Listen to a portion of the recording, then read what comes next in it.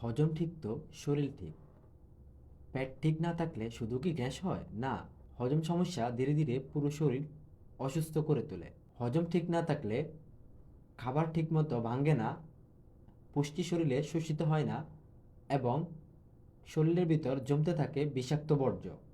হজম ঠিক না থাকলে যেসব রোগ বাড়ে: কোষ্ঠকাঠিন্য, গ্যাস্ট্রিক ও অ্যাসিডিটি, পাকস্থলীর আলসার, ফাইলস ও অ্যানাল পিসার, পেট ফাঁপা ও পেট ব্যথা।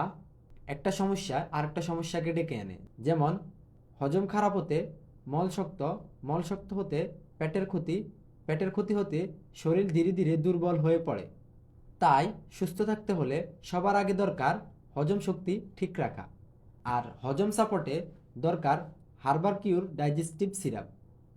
বিভিন্ন সমস্যার কার্যকরী সমাধান এবং বিভিন্ন টিপস পেতে আমাদের পেজ ফলো করুন এবং এই ভিডিওটি লাইক করুন এবং শেয়ার করে ছড়িয়ে দিন। আর প্রশ্ন থাকলে কমেন্টে জানান। ধন্যবাদ।